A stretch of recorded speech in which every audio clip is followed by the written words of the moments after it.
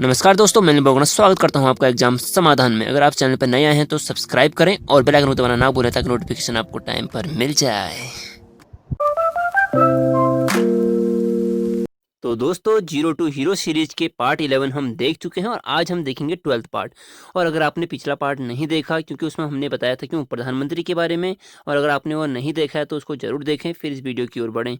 तो आज की वीडियो जो कि बहुत खास होने वाली है भारतीय राज व्यवस्था के बारे में। तो देखते हैं दोस्तों आज हम क्या सीखते हैं नया। तो चलते हैं दोस्तों आज की वीडियो की ओर। तो आज की वीडियो में हम जानेंगे उप प्रधानमंत्री, जिसका कि हमारे संविधान में कहीं भी कोई व्यवस्था नहीं है। यह बस एक सहायता के रूप में, मतलब यह पद रखा गया है कि प्रधानमंत्री की सहायता के लिए एक हमारे उप प्रधानमंत्री होंगे, बस ये रखिए, मतलब रख देते हैं। जो कि अब वैसे आज जो अभी प्रेजेंट में है यह पद समाप्त कर दिया गया है। तो इसके बारे में अगर कहीं पूछा जाए आपसे कि इसके बारे में संविधान में क्या, मतलब कौन से भाग में कहाँ क्या उल्लेख है, तो इसके बारे में संविधान में कहीं भी कोई व्यवस्था नहीं है। ठीक है। तो भारत के अगर पूछा जाए कि प्रथम उप प्रधानमंत्री कौन थे, तो ये थे हमारे सरदार वल्लभ भाई पटेल। इनको क्या बोलते हैं, लौह पुरुष भी कहते हैं। और स्टैचू ऑफ यूनिटी भी इनके नाम पे गुजरात पे बन रखी है, जो आप सबको पता भी होगा, क्योंकि इंपॉर्टेंट पॉइंट है इसलिए मैं चर्चा कर रहा हूँ इसके आपके सामने। बाकी अगर मैं बोलूँ सेकंड जो इसमें पॉइंट है, कि जो यह है ना, सेकंड पॉइंट क्या है, इसमें वही चीज़ में लिखा गया कि इस पद की संविधान में कोई व्यवस्था नहीं है। ठीक है। तो देखते हैं कि अगर मैं बोलूँ प्रथम हमारे कौन थे, तो प्रथम हमारे कौन आ गए, सरदार वल्लभ भाई पटेल आ गए। ठीक है। और अगर सेकंड बोलूँ तो सेकंड देखो इसमें कौन थे हमारे, सेकंड जैसे हमारे मोरारजी देसाई थे। और अगर बोलूँ कि लास्ट जो हमारे रहे हों कौन थे, तो सातवें नंबर के, जो अगर बोलेंगे कौन से थे, सातवें नंबर के थे लास्ट, वो हमारे जो सातवें नंबर के उप प्रधानमंत्री रहे हैं, वो कौन थे, तो वो लाल कृष्ण आडवाणी जी। ये हमारे सातवें नंबर के उप प्रधानमंत्री रहे हैं। ठीक है। आगे हम देखते हैं इसके बारे में कुछ इंपॉर्टेंट चीज़ें कि दोबारा दो बार जो हमारे उप प्रधानमंत्री, यहाँ पे थोड़ा सा टाइपिंग मिस्टेक है, तो दो बार उप प्रधानमंत्री चुने जाने वाले व्यक्ति कौन थे, तो ये थे हमारे चौधरी देवी लाल। यह हमारे दो बार उप प्रधानमंत्री चुने गए थे। नेक्स्ट पॉइंट के बारे में देखते हैं कि इसमें क्या पॉइंट है इसका, तो भारत सरकार का सर्वोच्च विधि अधिकारी। देखो, उप प्रधानमंत्री के बारे में हमारे जो डिटेल मेन थी वो हमारी इतनी थी, ज़्यादा इनके बारे में कुछ था नहीं। अगर मैं बोलूँ इसमें चौधरी, अगर पूछा जाए कि दो बार कौन बने, तो चौधरी देवीलाल बन गए। और सातवें नंबर के कौन थे, तो हमारे लाल कृष्ण आडवाणी थे। अगर मैं बोलूँ इनका टाइम पीरियड बोलूँ, इनका तो 2002 से 2004 तक था। ठीक है।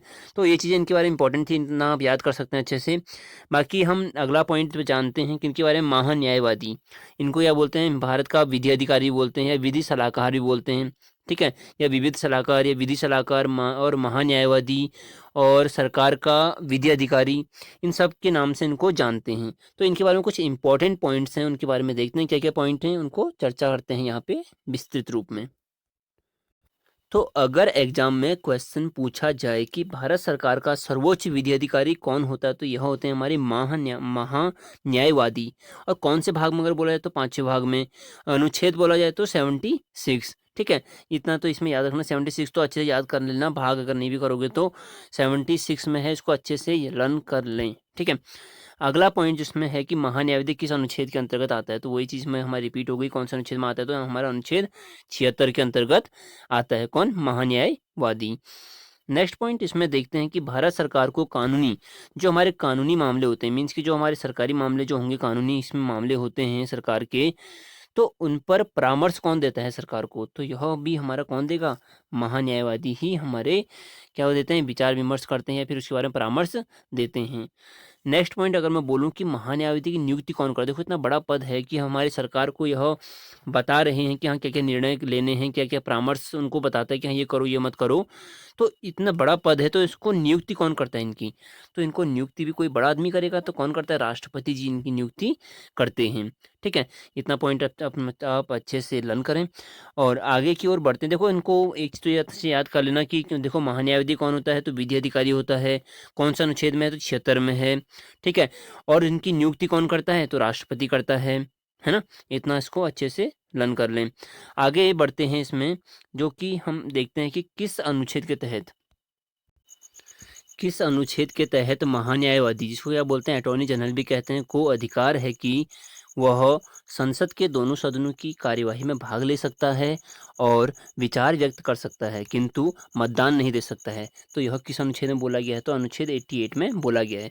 देखो इस पॉइंट से आपको इतना तो पता चल गया होगा कि जो हमारा अटॉर्नी जनरल होता है वह क्या करता है, संसद के दोनों सदनों की कार्यवाही में भाग ले सकता है और विचार भी अपना बता सकता है, पर मतदान नहीं कर सकता। ये इसके बारे में इंपॉर्टेंट पॉइंट है। तो बढ़ते हैं आगे की ओर। नेक्स्ट पॉइंट हमारा है कि महान्यायवादी की सहायता के लिए किसे नियुक्त किया जाता है? तो अगर कोई एक महान्यायवादी है, उसकी सहायता के लिए एक सॉलिसिटर जनरल तथा 2 अतिरिक्त सॉलिसिटर जनरल हमारे नियुक्त किए जाते हैं, ठीक है? और स्वतंत्र भारत का अगर पूछा जाए कि प्रथम विधि आयोग के अधिकारी कौन थे? या ये पूछा जाए कि भारत के प्रथम महान्यायवादी कौन थे? तो ये हमारे एमसी सीतलवाड़ थे, ठीक है? इस पॉइंट को अच्छे से लर्न कर लें कि प्रथम महान्यायवादी कौन थे? तो हमारे एमसी सीतलवाड़ थे, ठीक है? यह पॉइंट इंपॉर्टेंट है यहाँ पे कि अगर पूछ सकता है कि प्रथम हमारे कौन थे या फिर अभी प्रेजेंट में कौन है, तो भारत के वर्तमान में महान्यायवादी कौन है? तो के वेणुगोपाल। इस पॉइंट को तो अच्छे से याद रखना है, करंट अफेयर में भी आ सकता है और करंट टॉपिक की वजह से यह भी करंट अफेयर की उसमें भी आ सकता है, और वैसे भी क्वेश्चन पूछ सकता है कि हमारे वर्तमान में महान्यायवादी कौन है या फिर प्रथम कौन था। मेनली प्रथम और लास्ट का ही पूछता है वैसे। तो ये दोनों तो पॉइंट अच्छे से लर्न कर लें कि भारत का प्रथम महान्यायवादी कौन था? तो एमसी सीतलवाड़ था। और भारत के वर्तमान कौन है? तो ये भी हमारे के वेणुगोपाल हैं। देखो दोस्तों, ये जो मैं बता रहा हूँ, जितने भी जीके के पॉइंट आपको ये बता रहा हूँ, आपके साथ यहाँ पे शेयर कर रहा हूँ, यह आपकी देखो ऐसे कि कोई भी ऐसे हमारे एसएससी के कोई भी एग्जाम होते हैं, दिल्ली पुलिस का एग्जाम है, ठीक है, इनमें हमारे मेनली पूछे जाते हैं, तो इसलिए वो अच्छे से देखें और अच्छे से इनको लर्न करें, ठीक है? तो थैंक यू दोस्तों, थैंक यू फॉर वॉचिंग। जय हिंद, जय भारत।